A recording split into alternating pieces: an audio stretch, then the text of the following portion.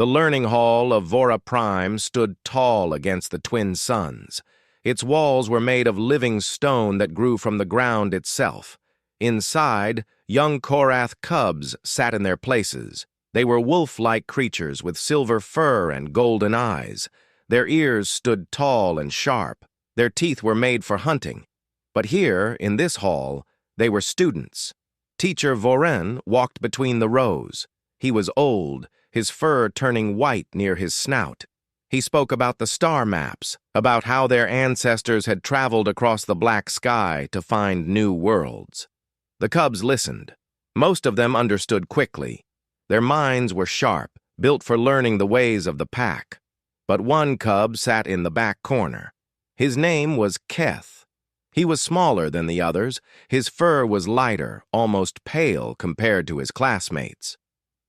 While others answered questions with confidence, Keth stayed silent.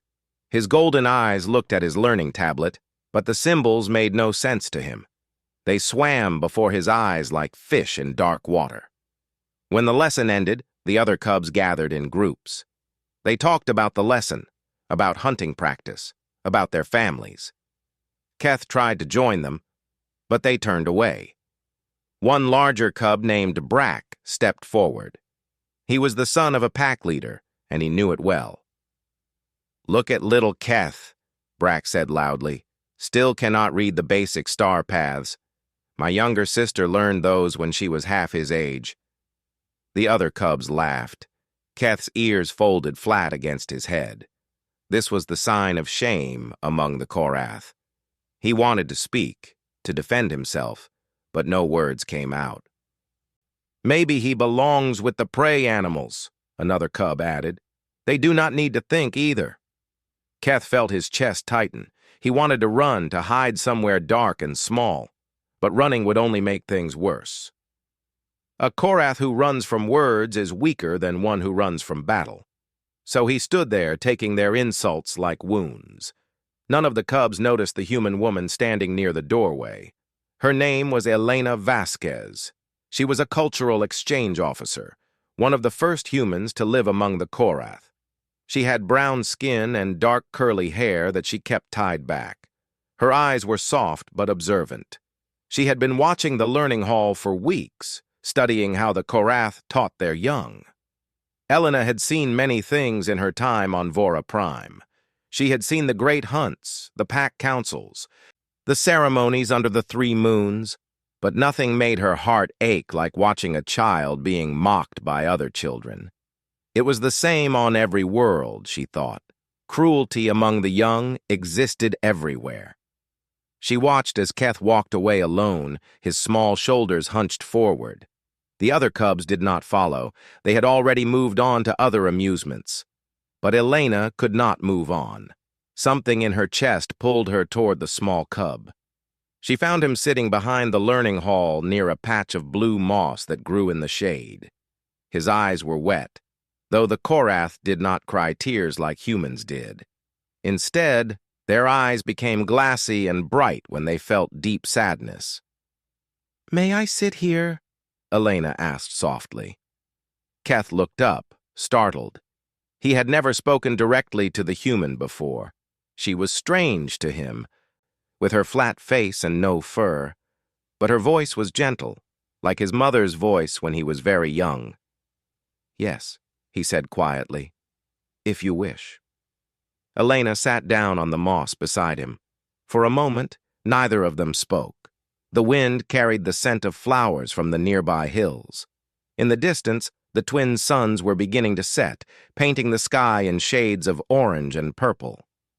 "I saw what happened inside," Elena finally said.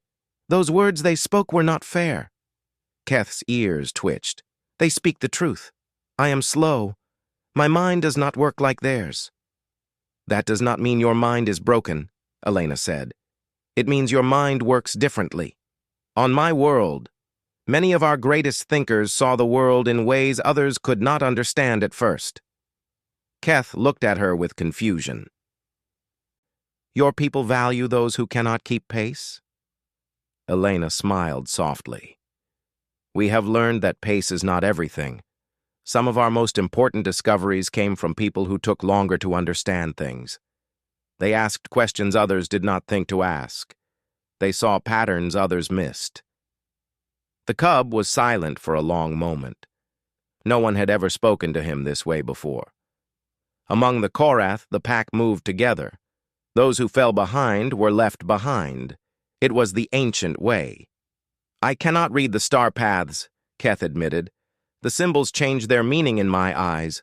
What is clear to others is fog to me." Elena nodded slowly. She had seen this before, on Earth and on other worlds. "Show me your tablet," she said. Keth handed it to her. Elena looked at the glowing symbols on the screen. They were indeed complex, designed for minds that processed visual information in a certain way. But there were other ways to learn. "What if I told you there is another method?" Elena asked. "What if instead of reading the paths, you could hear them?" "Hear them?" Keth's ears rose slightly with interest. Elena began working on the tablet. Her fingers moved quickly across the surface. "On my world, some people learn better through sound than through sight. We created tools that turn written words into spoken words. I can do the same for your star maps." She made adjustments to the learning program. When she finished, the tablet no longer just showed symbols. Now, when Keth touched a symbol, a voice spoke its meaning aloud. The star paths became stories, told in words rather than pictures. Keth touched the first symbol. A gentle voice said, "The path of the red star, leading to the hunting grounds of the ancient fathers." He touched another. "The crossing point where three paths meet, a place of decision." For the first time, the maps made sense to him. The fog lifted from his mind. What had been confusion became clarity. He looked up at Elena with wonder in his golden eyes. "How did you know to do this?" he asked. "Because my own brother learned this way," Elena said. "He could not read words easily, but when he heard them, he understood everything. He became a great scientist on our world. His mind was not slow. It was simply different." Over the following days, Elena continued to meet with Keth after his lessons. She taught him new ways to learn, new tools that worked with his mind instead of against it. Slowly, he began to improve. He answered questions in class. He completed his assignments. The fog that had surrounded him for so long began to fade away. The other cubs noticed the change. Brack watched with narrow eyes as Keth began to succeed. At first, he tried to mock him still, saying the human was doing his work for him. But Keth could now answer questions on his own. He could trace the star paths in his mind and speak their names aloud. There was no hiding from his progress. Word of what was happening reached the pack elders. They were curious about the human woman who spent time with the struggling cub. Some thought she was overstepping her role as an observer. Others wondered why she cared so much about one small child. The eldest of the elders was a female named Grandmother Soren. She had lived through 4 generations of pack leadership. Her fur was completely white now, and she moved slowly, but her mind remained sharper than a hunting blade. She decided to observe one of Elena's sessions with young Keth. Elena did not know the elder was watching. She sat with Keth as always, going through the lesson materials, celebrating his small victories, encouraging him when he struggled. She treated him not as a weak member of the pack, but as a person with potential waiting to be unlocked. Grandmother Soren watched it all. She saw the patience in the human's actions. She saw the kindness that asked for nothing in return. Among the Korath, teaching was duty, but what this human did was something more. It was nurturing, the kind of care usually given only to one's own blood cubs. When the session ended, Grandmother Soren stepped forward from the shadows. Elena stood quickly, surprised to see such an important elder so close. Keth froze beside her, terrified that he had done something wrong. But Grandmother Soren did not speak to Keth. She looked directly at Elena. Her ancient golden eyes studied the human's face for a long, silent moment. "Why do you do this?" the elder finally asked. "The cub is not of your pack. He is not of your species. You gain nothing from helping him." Elena took a breath before answering. "On my world, we believe that every child deserves a chance to succeed. It does not matter what pack they belong to. It does not matter if they are like us or different from us. When a child struggles, we help them. It is who we are. Even when that child will never be strong? Even when the pack might be better without him?" Elena shook her head firmly. "No pack is better without kindness. No group grows stronger by leaving its weakest behind. The ones who struggle often see things the strong ones miss. Keth's mind is not broken. It simply works in a way your teaching methods did not expect. With the right tools, he will surprise you all." Grandmother Soren was quiet for a very long time. The silence stretched between them like a river. Then, slowly, the ancient elder lowered her head. It was not much, just a small bow, but among the Karath, this gesture meant deep respect.